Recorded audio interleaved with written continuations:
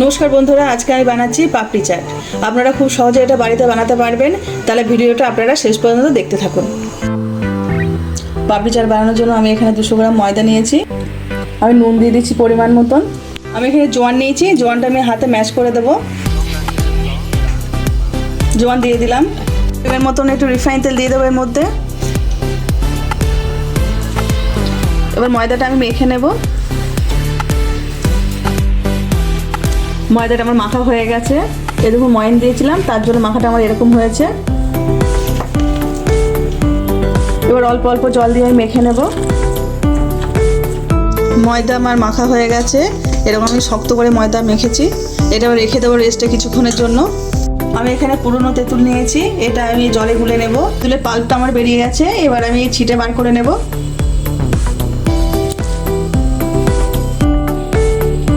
কড়াইতে আমি 1 চামচ তেল দিয়েছি, সাদা তেল।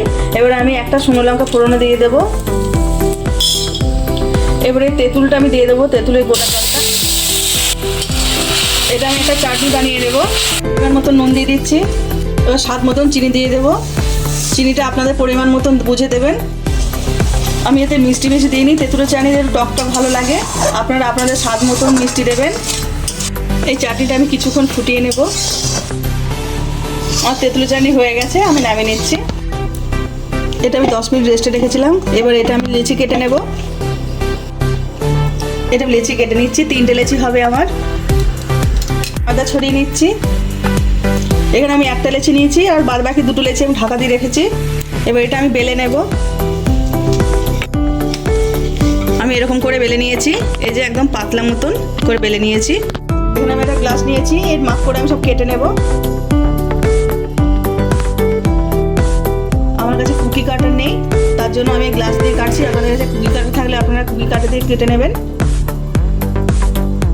এবার আমার কাটা হয়ে গেছে। এবার আমি তুলে নিচ্ছি। আমি সব কেটে নিয়েছি। বাকি 2টো ডো আছে, ওগুলো আমি কেটে নেবো এরকমভাবে।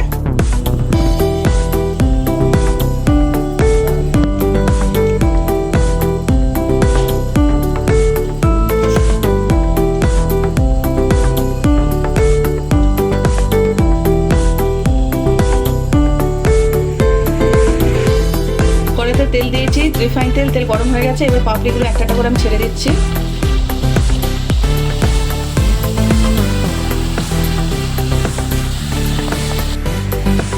আমি লাল লাল করে সব ভেজে নিয়েছি। এবার আমি তুলে নেব। ভেজে নেব ওই তেলে।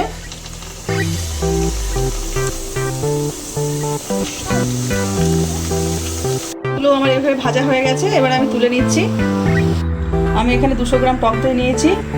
এর চিনি দিয়ে দেবো এর মধ্যে পরিমাণ মতন, কারণ টক দইটা টক থাকে তো, একটু ওই জন্য চিনি দিচ্ছি, মিষ্টি মিষ্টি হবে। অল্প করে স্বাদ অনুযায়ী একটু বিট নুন দিয়ে দিচ্ছি। এবার টক দইটা আমি ভালো করে একটু ফাটিয়ে নেব। প্লেটে আমি পাপড়ি সাজিয়ে নিয়েছি। এবার এর উপরে আমি আলু দিয়ে দিচ্ছি।